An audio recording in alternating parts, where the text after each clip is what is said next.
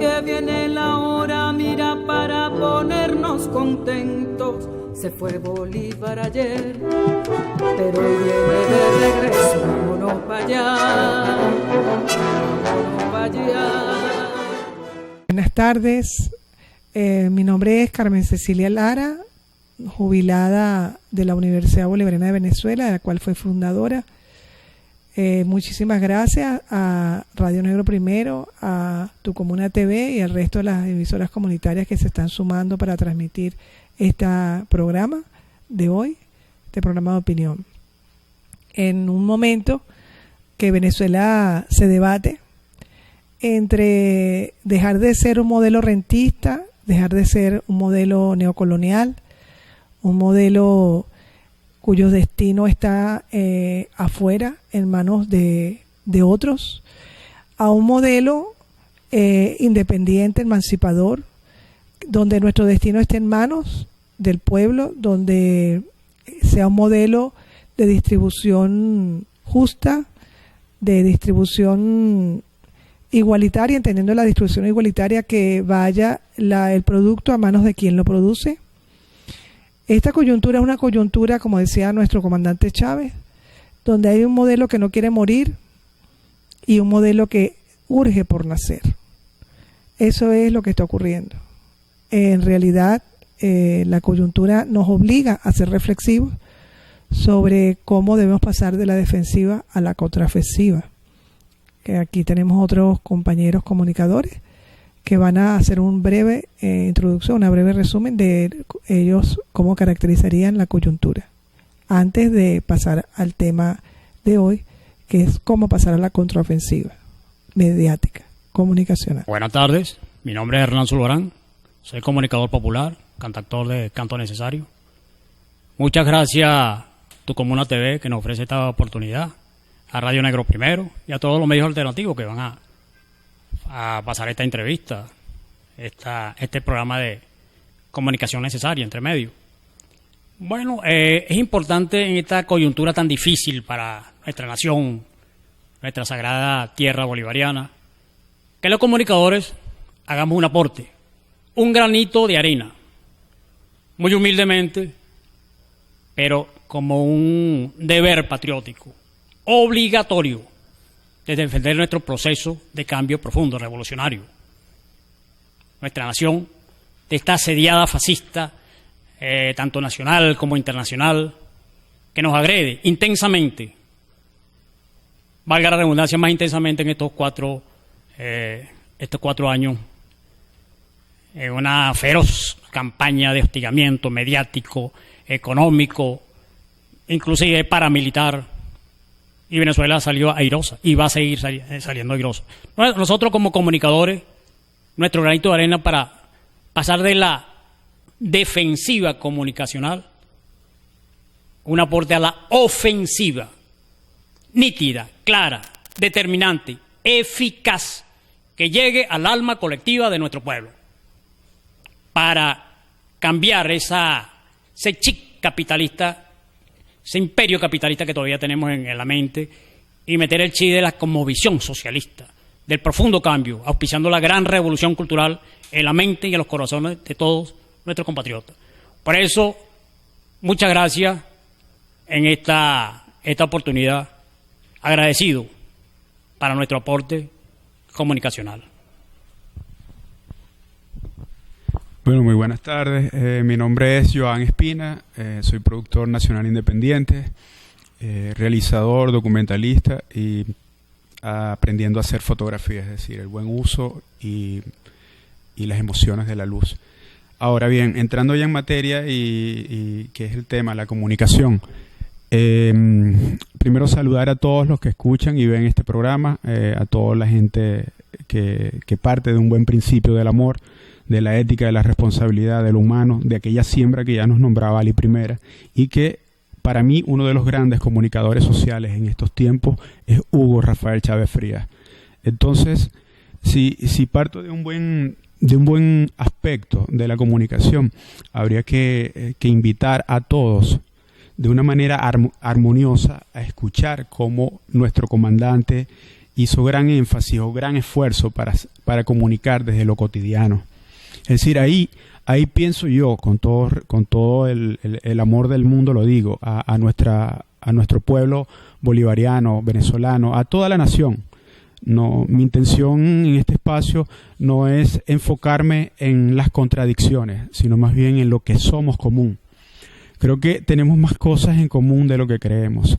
Y si aquello que ya lo hemos identificado como antagónico a lo que es nuestro amor a la humanidad, llámese imperio, llámese capitalismo, como cualquier nombre que le queramos poner, primero debemos revisar qué estamos haciendo desde lo humano, desde aquello sagrado, desde aquel espacio cotidiano, repito. Ahí es donde viene haciendo el pequeño esfuerzo para abrir un poco más y educarnos en lo que es la comunicación.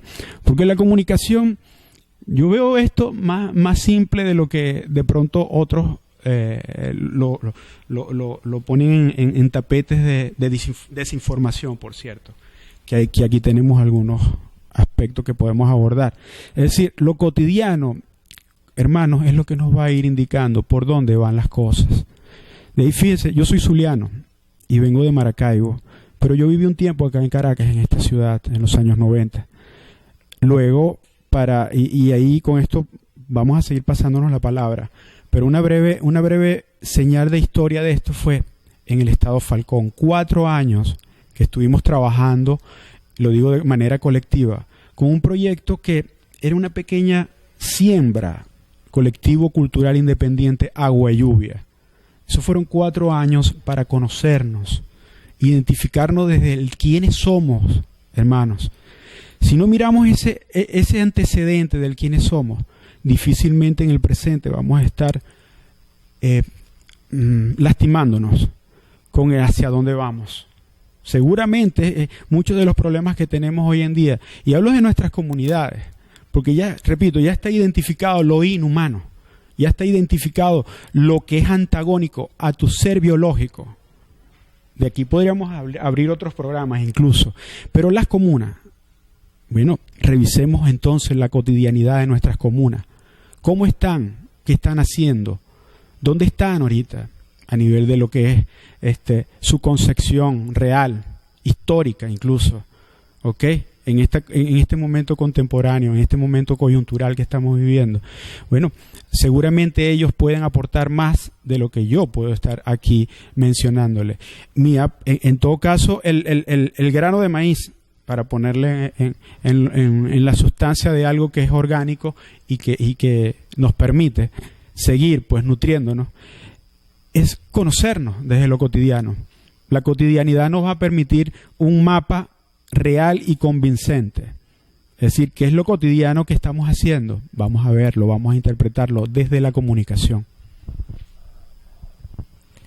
Bueno, es muy interesante porque entonces podríamos arrancar diciendo que para pasar a la contraofensiva comunicacional debemos partir de lo cotidiano.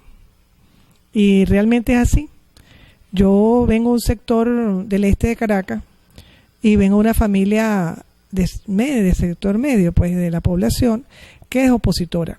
Y constantemente desde hace, no 18 años, desde hace más de 40 años, vengo observando el modo de pensar, el comportamiento y el sentir de esos sectores que hoy se suman, ¿verdad?, a las manifestaciones que ellos llaman pacíficas y no ven la violencia.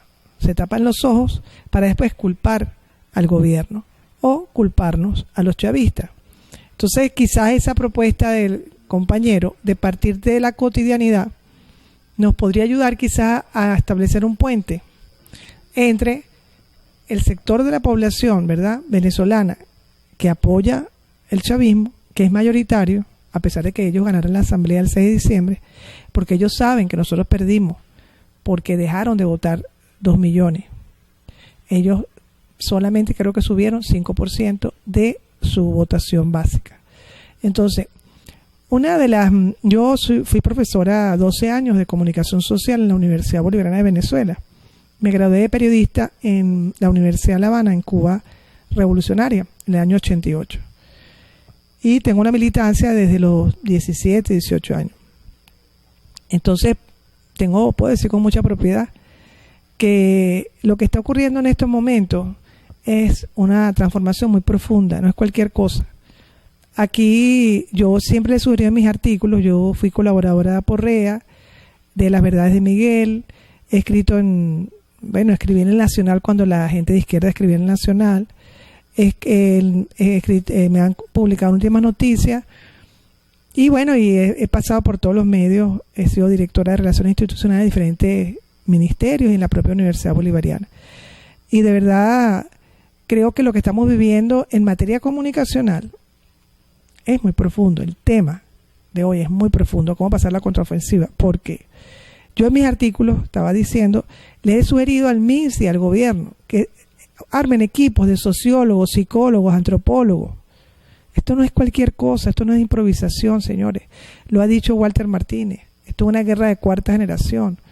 O sea, no puede ser que nuestro Estado revolucionario no invierta tiempo, dinero, porque esto requiere tiempo y dinero, para estudiar la manera de pensar, la manera de ser de esos sectores medios que hoy, sin pensarlo, se suman a una aventura golpista. Ellos, de una manera, vamos a decir, muy freudiana, proyectan en nosotros ese golpe continuado que ellos nos quieren y nos están dando. Lo más grave de todo, yo nunca les digo fascista, ¿no? Tampoco debato eso, pero en mis Twitter, yo soy una activa tuitera, trato de no caer yo misma cuando hago mis Twitter en decirle fascista, e incluso no me sumo a esa campaña, porque yo digo que, siempre lo he dicho, aunque yo sé que ellos asumen comportamientos de ese orden, el fascismo fue un movimiento en Europa, fue nazi-fascista, incluso falangista, que tuvo sus características. Entonces yo siento que cuando nosotros le decimos fascista a ellos, justamente en esa contraofensiva quizás deberíamos repensar realmente quiénes son ellos, qué es lo que están respondiendo. A lo mejor aparecen nuevas categorías y nuevos conceptos, porque el fascismo realmente es un fenómeno europeo. Ciertamente forma parte por supuesto, en Argentina y en Chile hubieron dictaduras fascistas, ciertamente. Pero yo creo que aquí es algo más complejo que eso. Es más complejo. Si usted va a ver sus dirigentes, va a ver a Capriles, a Leopoldo, al propio Henry Ramos Alú, un adeco clásico, fascista. Entonces deberíamos decirle fascista a los adecos y a los copellanos. ¿Sabes? Hay mucha literatura que se ha escrito durante todos estos años y antes, toda la Cuarta República, intelectuales extraordinarios, donde se caracteriza lo que estábamos viviendo en el Pacto de Punto Fijo. Y no le decíamos que era fascista. A pesar que nos reprimieron, nos persiguieron, nos torturaron, nos desaparecieron. Y hubo masacres.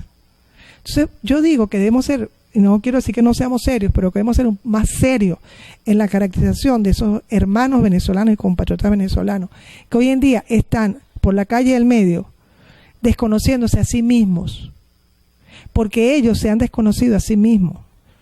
Yo me recuerdo que cuando a la salida, después de, eso fue en el 14, recientemente yo estaba en un seminario, porque yo soy también terapeuta, tengo un perfil de medio psicólogo, tuve 3 años de psicología, me gusta mucho lo que es el área de la terapia personal y de grupo, y yo estaba en un seminario en Valencia, y una persona que no sabía que yo era chavista, y que ella es opositora, comentó que un amigo le había dicho que en Valencia, en la salida, cuando él se dio lanzándose hacia un semáforo, él estaba creo que encapuchado con toda su cuestión, cuando él se vio haciendo esas acciones, él dice que él de repente se vio a sí mismo y no se reconoció.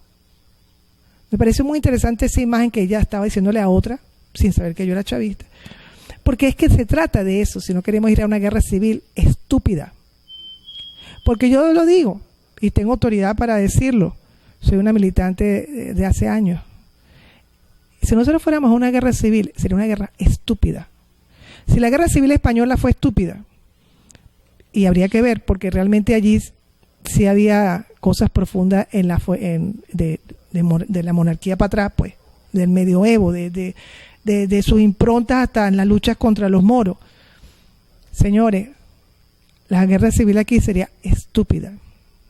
Entonces vamos a caracterizarlos en esa contraofensiva nosotros tenemos que matizar. Siempre digo, yo cuando en Cuba, los 5 años que estudié periodismo, me acuerdo que los camaradas siempre decían, los profesores, los camaradas en las calles, en los foros, imagínense todas las actividades culturales que hay en Cuba, sus escritos en Casa de las Américas, que había que matizar, que las cosas no eran blancas y negras, sino que también habían grises. Que lo digan los cubanos, que nadie puede decir que son flojos, ni que son light, ¿verdad? Ni que son tibios, quienes se enfrentaron al imperio más poderoso del mundo y hasta hoy le han ganado, ¿verdad? Entonces yo creo que tenemos que ir a la profundidad, porque no puede ser, y yo lo tuiteo, que estos seres humanos nos crean que nos pueden tener en jaque y que nosotros en el momento dado nos sintamos en jaque. A mí me da pena, de verdad me da pena, porque nosotros en la Cuarta República enfrentamos, una estructura política apretada, porque Rómulo Betancourt no era ningún pendejo, ¿ok? Ni Raúl León era un pendejo, ni Rafael Caldera era un pendejo, ni Jaime Lucinchi, y Luis Herrera tampoco. Entonces, estos, que con todo respeto a los opositores, sí son pendejos. Porque no me vas a decir que Capriles Radosky es un genio o sea, no tiene, ni nada escrito, ni una frase. Henry Ramos Alú, ¿qué tiene Henry Ramos Alú de productividad intelectual? Yo no sé ni siquiera qué profesión tiene ese señor. Y así sucesivamente, dígame Leopoldo López. Entonces, da pena ajena, ¿verdad?, que nosotros hayamos permitido, por falta de profundidad nuestra, que los sectores opuestos o la oposición, que son talentosos, que son inteligentes, que no son pendejos, estén embaucados con una dirigencia tan mediocre. Y de verdad lo digo para arrancar como una manera de despertar esta conversación, este debate. Bueno, yo digo que la profesora Lara tiene mucha razón. Hay un desconocimiento a nivel del pueblo chavista, del Estado bolivariano, del adversario. ¿Por qué? Porque a veces se sobreestima. Yo diría, como Mao Zedong en un momento le dijo a los Estados Unidos, son tigres de papel. Lo que decía la profesora Lara. ¿Qué ha escrito Romualdo Capriles? ¿Qué tienen de legado? Nada. Esos 4 o 5 tienen acosada a toda la población venezolana. No se puede permitir eso. Y el Estado bolivariano y el pueblo chavista no se debe acosar por estos tigres de papel que se le da un poder que no tienen. Entonces, vamos a pasar a la ofensiva. Vamos a conocer nuestro propio estimación como pueblo, como Estado bolivariano, como chavista. Ellos no son más que nosotros. Nosotros tenemos todo un legado, toda una proporción intelectual, moral, cultural, todo un embaje de proceso revolucionario. Y estos 4, 5, 6 pelagatos nos van a acosar, nos van a trancar el país. ¿Vamos a seguir permitiendo eso? No, tenemos que tener un proceso diferente, un proceso de ofensiva. Y estoy de acuerdo que eso de fascista, no. Eso fue en cierta forma en Europa. Ellos lo que quieren es desestabilizar, claro, lo que sí estoy totalmente de acuerdo que son sirvientes del imperio gringo. Se son lacayos, eso sí. Son fieles sirvientes del imperio gringo. Ellos no tienen personalidad propia. Lo que les dice el imperio gringo lo hace. Ya le dijeron que acosaran el país, empezando por la Semana Santa, por ahora, y lo están haciendo. Ellos reciben directrices de ahí. En eso sí tenemos que ser nosotros nítidos, claros, ¿no?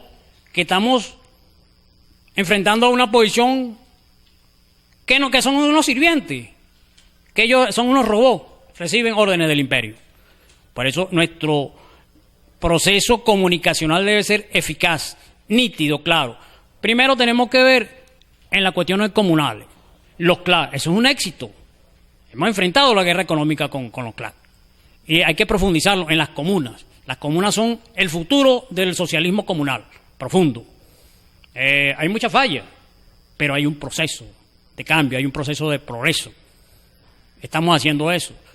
Los 15 motores. Hay muchas cosas, nuestras misiones. ¿Qué cambio profundo en la Quinta República para la Cuarta República? Que va, sin caer en falsa modestia, es inferior la Cuarta República a la Quinta República. Entonces, vamos a, ni nos subestimemos ni sobreestimemos, pero vamos a darnos nuestro propio valor.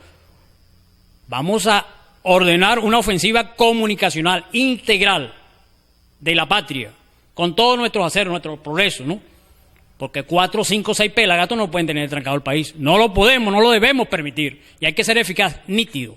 Por eso que decía Nicolás Maduro, ofrezco mi mano de paz, pero con otro que el puño de hierro. Por eso que tenemos que ser sin ambigüedades, eficaces. Nosotros como comunicadores populares tenemos el deber patriótico de tener una ofensiva comunicacional.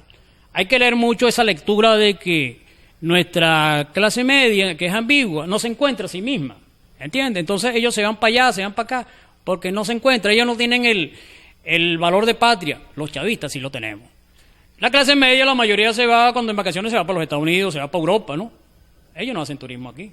Nosotros sí. Queremos esta patria sagrada, ¿no? Nos duele lo que pase. El acervo cultural bolivariano, chavista, lo sentimos, nuestros íconos, nuestros valores. Entonces es muy importante resaltar eso. Ahora, nosotros no podemos estar que convencerlos a ellos. Vamos a hacer nuestra ofensiva con nuestra cultura chavista, bolivariana y asentarla, porque no quiero caer en falsa modestia, pero inevitablemente es superior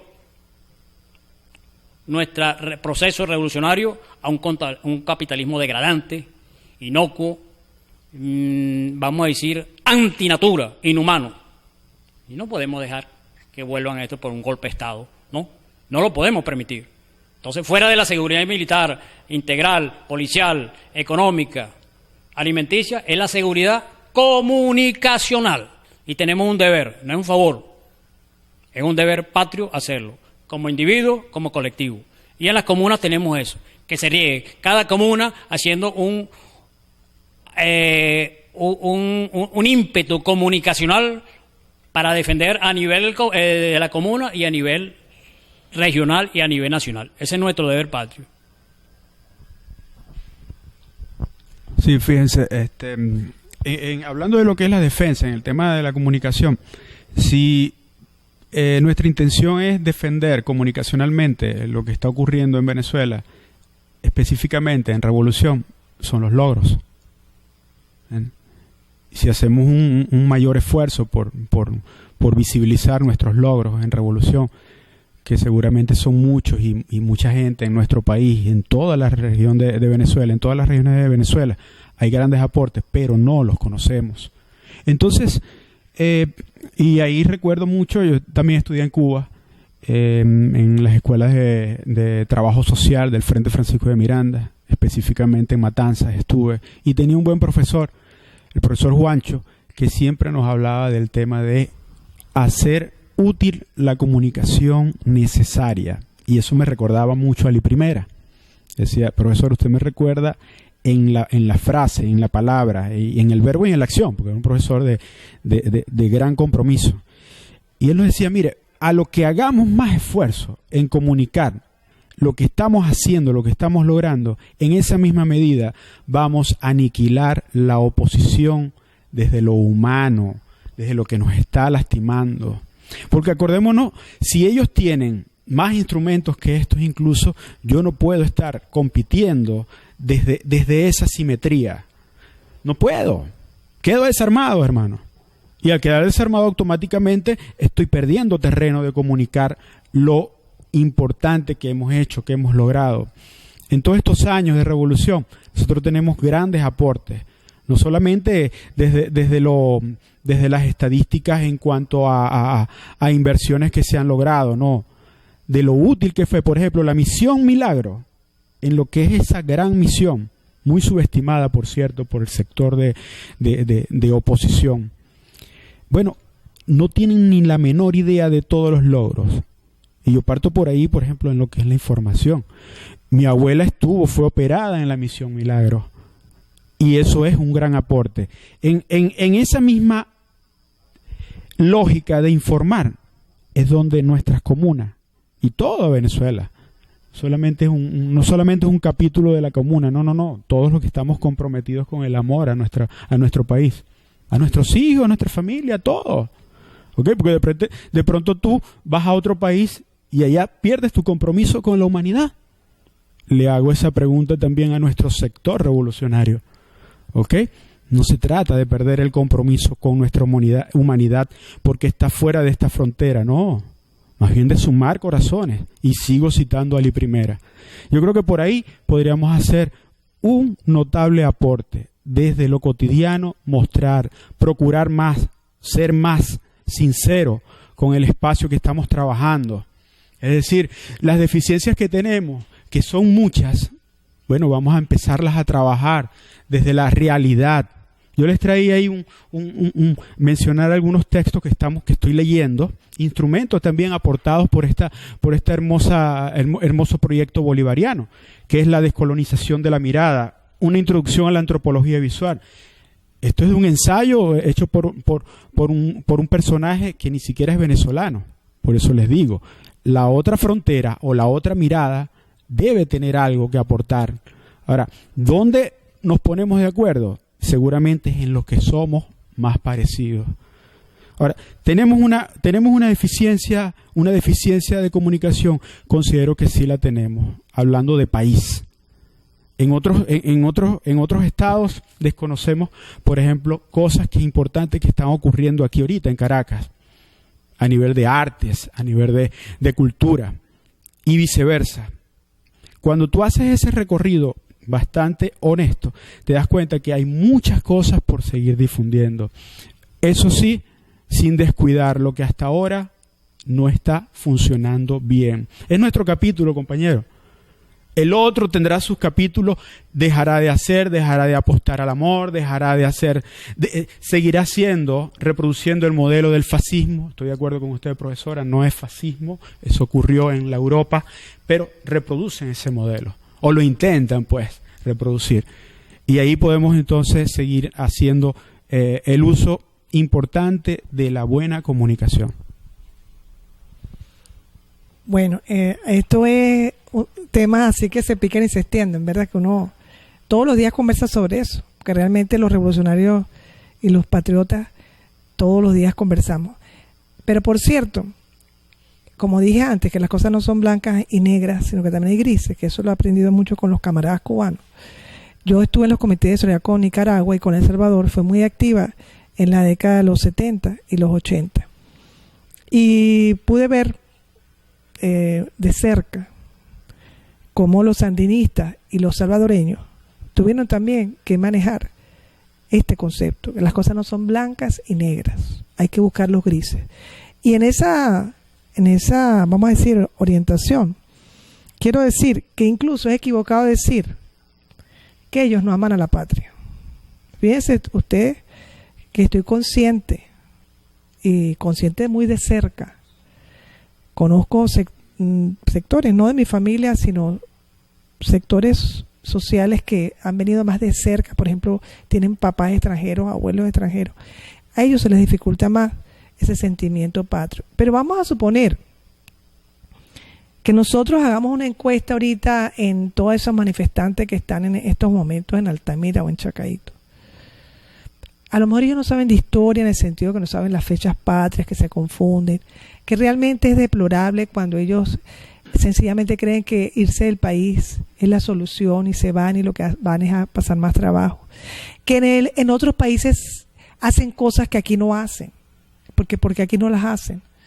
Y uno podría ahí, bueno, cortar tela mucho, pero vamos a decir, hay que ser muy delicado, muy sutil a la hora de decir que ellos no aman a la patria. Porque es una visión maniqueísta. Yo me acuerdo cuando yo me formé como militante, milité como, 10 años, una década en diferentes organizaciones políticas muy vinculadas que habían nacido en la esfera estudiantil. Y yo me recuerdo que nosotros hablamos mucho de lo que era el maniqueísmo. El maniqueísmo es eso donde están los buenos y los malos. Nosotros los chavistas somos los buenos y ellos son los malos. Eso no ayuda. De verdad que no ayuda. ¿Por qué? Porque no nos permite ver más allá de cuál es el concepto de patria que ellos tienen. Nosotros no debemos decir que ellos no aman a la patria. Lo que tenemos que decir es cuál es el concepto de patria que ellos tienen. Para ahí hacer la crítica y ir al debate con ellos. Yo me acuerdo yo misma, como me decía Roberto Hernández Montoya, algunas veces que hemos conversado, que él no le hacía falta, vamos a decir, conocer a un opositor, porque nada más uno que viene de sectores medios, de la pequeña burguesía, nada más verse uno, su propia evolución, de dónde uno viene y cómo uno llegó a este punto, ya uno sabe cómo piensa un opositor y cómo podría dejar de pensar. Y yo me acuerdo como yo en adolescencia amaba a mi país. Por supuesto, es una manera parecida como aman ellos. Uno amaba a su país cuando uno se educaba en colegios privados, ¿verdad? Como me eduqué yo, colegios religiosos. ¿Cómo ama uno a su país? Uno lo ama por su naturaleza, uno lo ama por su costumbre, ¿verdad? La yaca, la Navidad, uno lo ama por su arquitectura, y eso es amor. Ah, pero ¿qué pasa? Cuando uno fue avanzando, cuando yo fui, me acuerdo de chama y ya creciendo, viendo cómo aquí se reprimía a los estudiantes en los liceos, aunque yo estudiaba en un colegio privado, o sea, porque claro, uno nació así, pues uno es muy sensible y yo no podía ser indiferente a lo que estaba ocurriendo.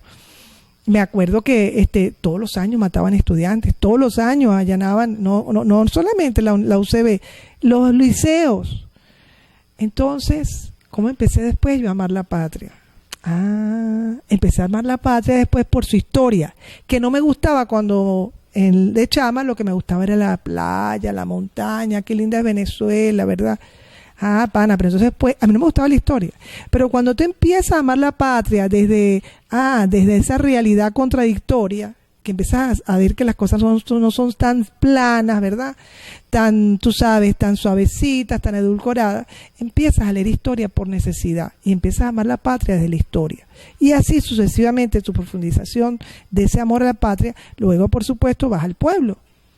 Pero recuérdense que los sectores medios de este país, en un país petrolero, pudieron vivir desconectados totalmente a los sectores populares, señores. Ellos vivían en el este y el pueblo vivía en el oeste. Yo me acuerdo cuando la hija de Reni Otolina, creo que se llamaba Rina, yo estaba chama, pero me quedó muy impactado, ya estaba radicalizándome, ya estaba empezando la lectura.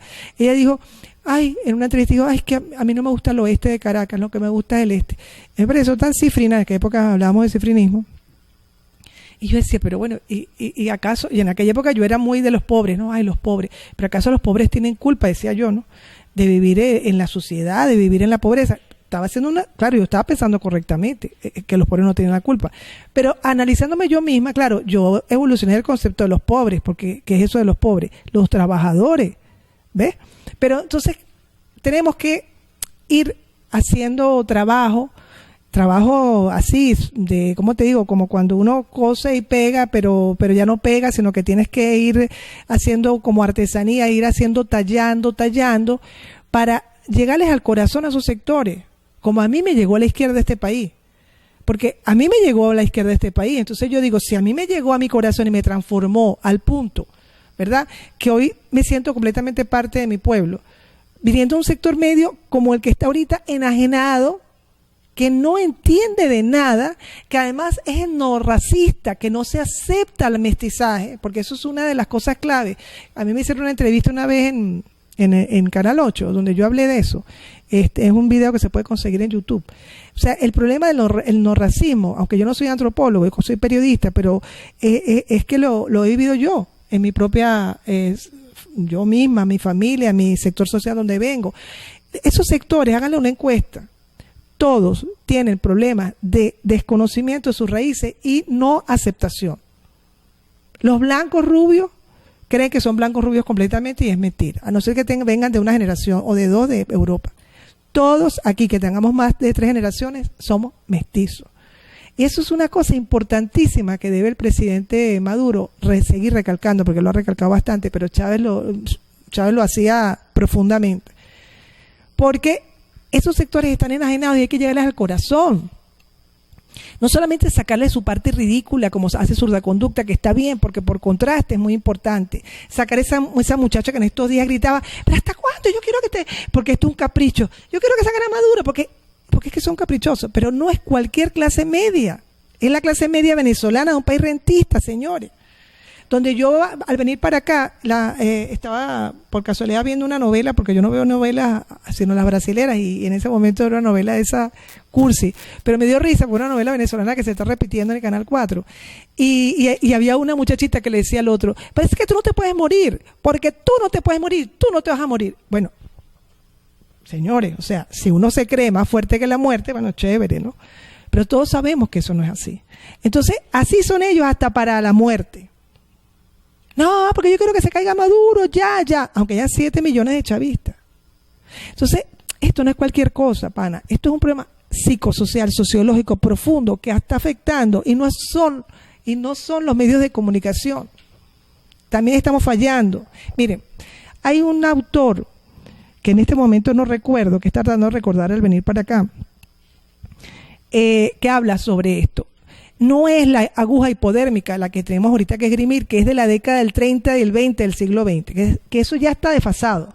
No es que nosotros nos meten una aguja hipodérmica y nos cambian la manera de pensar. No es así, señores. Es al revés.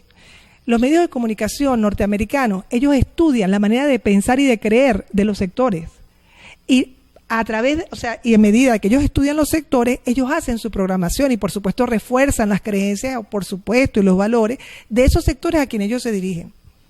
Con esto quiero decir, obvio, lo que sabemos toda persona, bueno, que ha estudiado marxismo, que el ser humano es según cómo vive y según dónde vive. Piensa cómo vive, piensa cómo se relaciona. Entonces lo que hay que estudiar es ese fenómeno de ese sector medio en una Venezuela rentista, donde no ha tenido que producir para tener su riqueza. Échenle cálculo lo que significa eso. Estábamos conversando sobre cómo pasar a la contraofensiva comunicacional, creando nuevos contenidos, que por cierto en la Venezuela Digital que se celebró hace poco, recientemente, en el Teresa Carreño, se habló que en las redes sociales había poca generación de contenido, pero si te pones a ver, ese problema lo tenemos en todos los medios de comunicación. Nuestros medios alternativos, por supuesto, ellos tienen su creatividad, pero también necesitan, ¿verdad?, que la información que, entre comillas, baje del gobierno, pues también sea con nuevos contenidos, porque una misma información la puedes abordar desde el punto de vista comunicacional de muchas formas. Entonces estábamos viendo justamente cómo llegarle a ese corazón de ese sector medio que hoy en día está en la oposición porque no comprende el proceso bolivariano, porque desde su perspectiva cultural, ¿verdad?, no lo entiende, porque es un sector medio que toda su vida históricamente estuvo de espaldas al pueblo y se ve en Caracas con la división este y oeste, que sencillamente la gente del este no pasa para el oeste y por supuesto la gente del oeste sí pasa para el este, pero es para trabajar. Estábamos viendo justamente cómo muchos individuos que participamos en este proceso, venimos de sectores medios acomodados. En la historia de Venezuela está llena de eso. La historia de América Latina está llena de sectores medios acomodados que han participado y dado su vida por la revolución. Fidel Castro, el Che Guevara. Entonces, estudiar cómo esos sectores, estaba hablando de mi ejemplo, de mi testimonio, cómo nos fuimos transformando paulatinamente. Y en esa observación, ¿verdad?, es un método de conocimiento. Eso se da en la Universidad Bolivariana, en el concepto Pablo Freiriano. Es investigarse uno mismo, ver cómo esos sectores medios de la población venezolana han estado aislados y cómo podemos reconectarlos con esas realidades que ellos no conocen, no han conocido. No es que no conocieron a Chávez, no es que no reconocen al chavismo, es que no reconocen al pueblo por ese etnorracismo que hay. Y estábamos hablando, pues, como ustedes habrán visto anteriormente, de diferentes facetas. Y habíamos llegado a 3 conclusiones, que para hacer esa contraofensiva comunicacional deberíamos justamente enfatizar en los logros, que es lo que de alguna manera más se está haciendo, pero todavía es poco. Por otro lado, justamente investigar con un equipo interdisciplinario y por supuesto toda una orientación, o sea, comprender la importancia de investigar los sectores medios, de matizar, de ir a los grises, de entender cómo llegarles al corazón, de no calificarlos solamente, es decir, terroristas, fascistas, cuando ellos son también millones. Ponemos fotos, me incluyo, yo lo he hecho, de 4 de ellos sentados obstruyendo el tráfico, cuando sabemos que ellos son más de esos 4. Entonces, si yo les digo a ellos que no se autoengañen, yo soy la primera que debo no autoengañarme. Cuando Fidel le decía a Chávez, no hay 7 millones de oligarcas, ¿se acuerdan? Entonces es ir a la complejidad. Y el otro estrategia sería justamente, y muy interesante, es rescatar todo lo que todavía hay que rescatar, que es muchísimo de nuestras historias aborígenes, de dónde viene nuestra gentilicio. Es decir, según tengo entendido, en Venezuela, me decía un camarada que ya no está aquí en este plano, se llama Jesús López, que gracias a Chávez, era antropólogo, se habían descubierto más de 15 etnias, aunque no me gusta la palabra etnia, pero más de 15 pueblos indígenas. O sea que ya habían 15, y como que con la revolución bolivariana se habían descubierto 15. Bueno, habría que, estoy repitiendo lo que él me decía, no tengo base para decir esto, pero yo creo lo que él me decía, pues creo que se habría que investigar. Aquí tenemos el compañero que nos acaba de confesar que él es de raíz añú. La importancia de investigar nuestras raíces indígenas, señores, no basta con decir que la Constitución venezolana los incluye. Dios mío, tenemos que incluirlos en las historias, en el imaginario, pero el imaginario no es nada más imágenes, es historias, anécdotas, historias de dónde, qué hacían los añú. Yo me enteré que ese pueblo existía hace poquísimo tiempo. Siempre hablaba de los guayú. Pero ahí están los añú. Y están más de 15, según este compañero Jesús López, antropólogo, pueblos indígenas que Chávez les dio el estatus de pueblo indígena. Bueno, ahí nada más. Tenemos tela que cortar comunicacionalmente para ir a la ofensiva cultural. Entonces serían 3 aristas las que proponemos. Ir a la ofensiva cultural a partir de recoger nuestras historias aborígenes, de dónde venimos, quiénes somos, de cómo resistimos 100 años para que nos sometiera la corona española y no nos sometió nunca, sencillamente para que por lo menos tuviera el territorio en sus manos. El pueblo venezolano jamás se sometió, sino nunca nos hubiéramos liberado, y por eso hoy no pueden con nosotros. Una cosa es que tomen el territorio y otra cosa es que nos sometan. Entonces hay una contraofensiva cultural, una contraofensiva por supuesto de los logros, que todavía falta muchísimo, y justamente una estrategia sociopsicológica, comunicacional, para llegarle al corazón de los sectores medios, que hoy en día, de verdad se los digo, con la mejor intención del mundo, aunque dicen que el camino al infierno está lleno de buenas intenciones, pero mucha de esa gente con la mejor intención del mundo, desconociendo absolutamente la historia de Venezuela y de dónde venimos y cómo es el pueblo venezolano, ellos van a las marchas, como decía yo antes, tapándose los ojos a la violencia. Pero la única manera es no regalando esos sectores al imperio. No tenemos por qué regalárselo, porque ahí hay gente muy valiosa, profesionales extraordinarios, gente que sí ama a su país, pero a su manera, como decía yo antes, sus paisajes, sus tradiciones. Todavía no ha entrado a la historia, todavía no reconoce al pueblo, pero señores, hay un trabajo que hacer y nuestro pueblo se lo merece.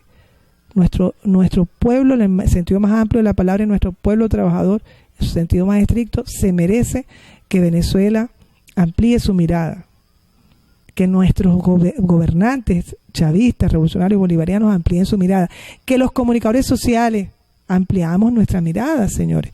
Cuba nos los mostró. ¿Por qué no estudiamos el caso de Cuba a nivel comunicacional?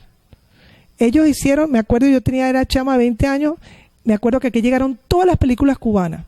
Las colas eran gigantes para entrar al cine. Por cierto, creo que era una en Altamira, en la Castellana. el cine La Castellana. Cómo ellos, la ofensiva cultural tan fuerte que tuvieron, donde por supuesto hablaban de los logros cubanos dentro del cine. Y yo me acuerdo, bueno, publicaciones, ellos se dirigían a los sectores medios, ellos sabían el valor que tenían los sectores medios latinoamericanos. Pues sí, gracias a eso es que Cuba pudo no sucumbir frente a esa arremetida tan feroz, el bloqueo que todavía existe, pues. Pero pudieron existir y todavía con dignidad, ¿verdad? Son un ejemplo para el mundo. Y así ellos también han investigado su historia muchísimo. Nosotros todavía tenemos ahí una deuda. No basta llevar a nuestros héroes y heroínas al panteón, como leí un artículo por ahí. Hay que hacer foros sobre Piar, hay que hacer foros para que la gente entienda la contradicción de por qué alguien que traicionó a Bolívar está en el panteón. Entendemos la premura, pero no nos podemos conformar. Tenemos que hacer documentales, no tenemos que esperar a ir al cine. Vamos a hacer documentales micro sobre quién fue Piar, por qué se le llevó al panteón, quién fue la Negra Matea, Hipólita, por ahí decían que era la misma, ¿por qué no son la misma?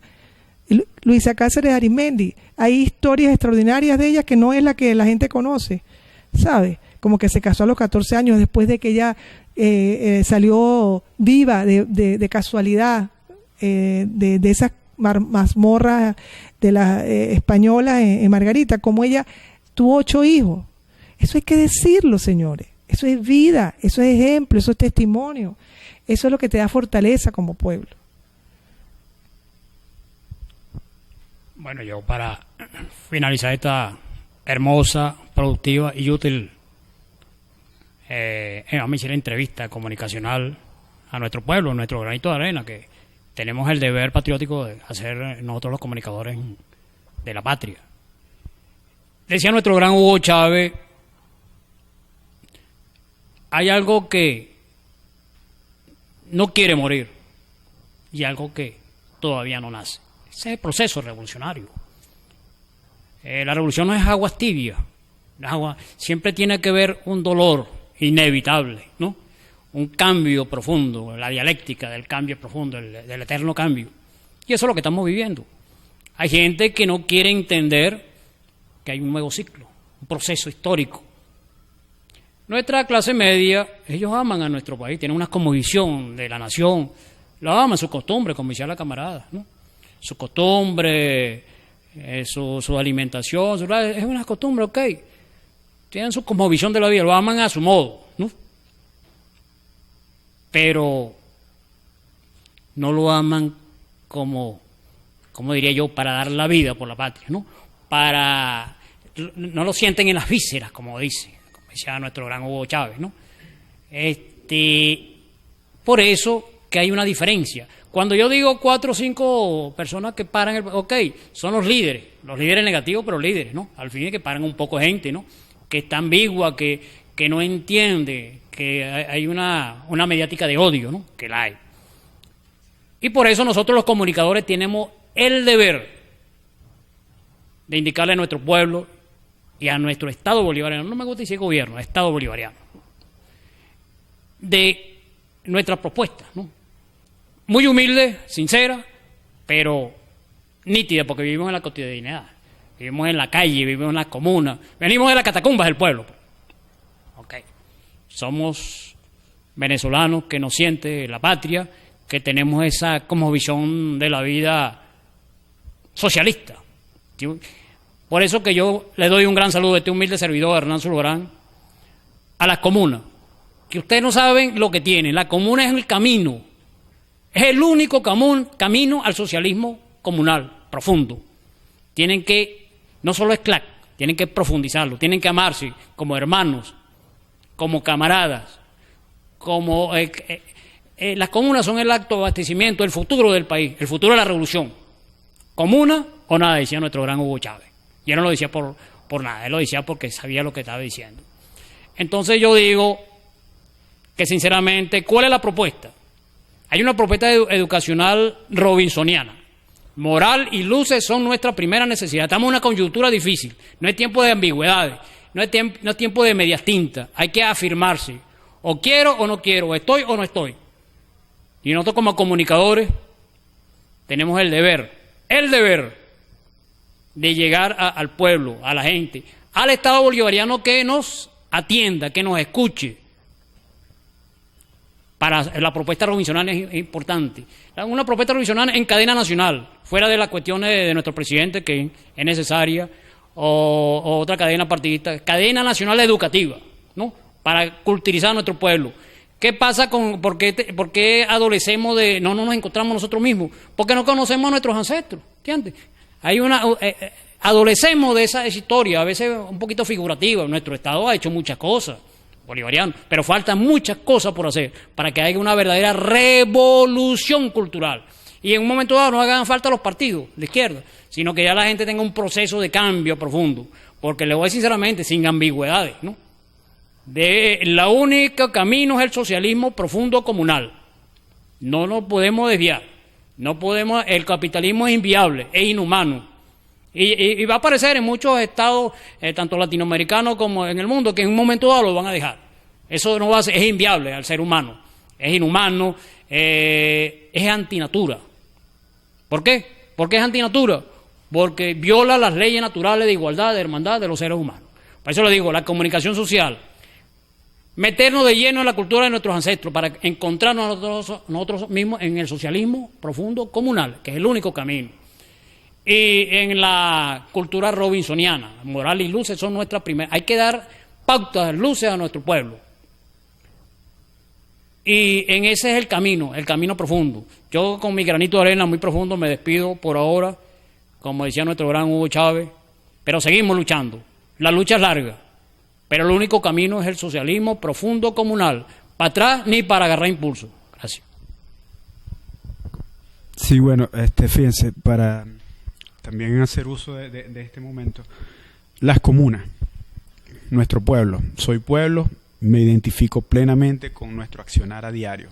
Insisto en lo cotidiano porque de ahí nos va a dar el marco que estamos solicitando de entendernos como ciudadanos, como país.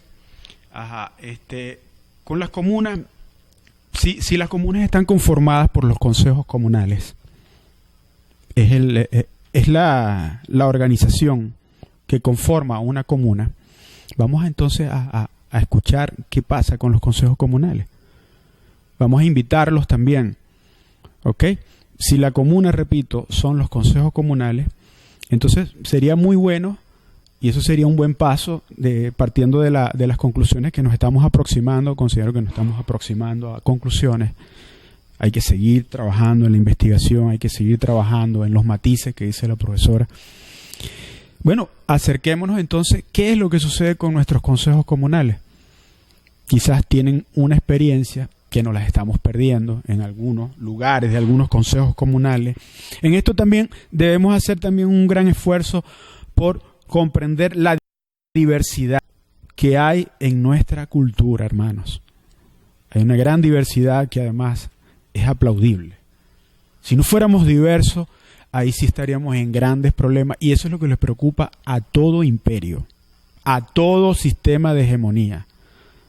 Entonces, reconociéndonos en la diversidad, es donde vamos a tener la capacidad de encontrarnos en soluciones.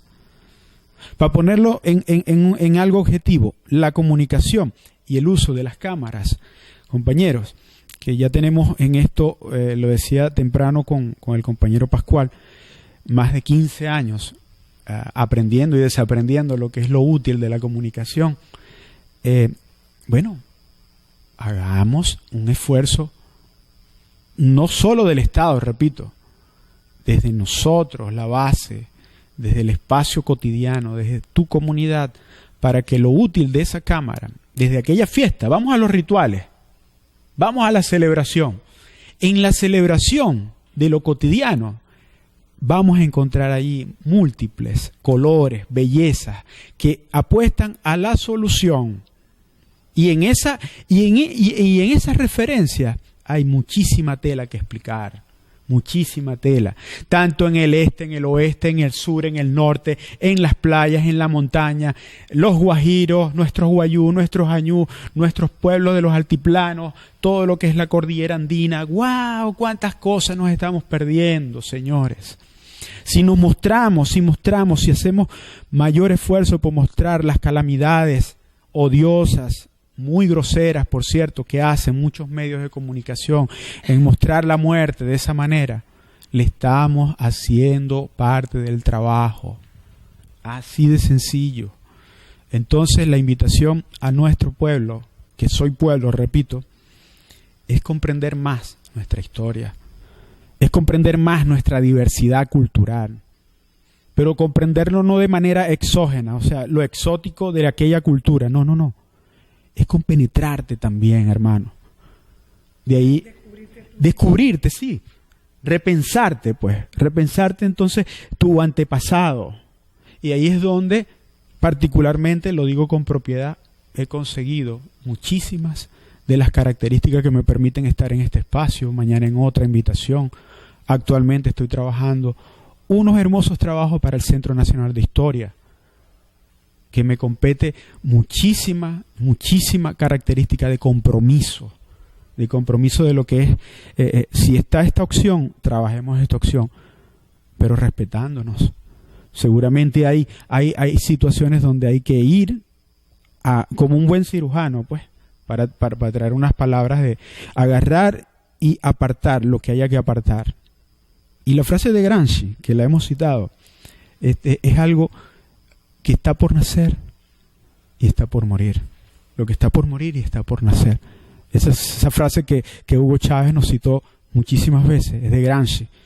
Y Gramsci identificó el fascismo, que es lo que intenta reproducir el modelo. Insisto, y con eso me despido. Pero no somos, Venezuela no es un país fascista, Venezuela no es un país, aquí no está eso. Por lo tanto, seamos útiles de la comunicación desde lo cotidiano y de esa manera visibilizar lo nuestro. Muchas gracias.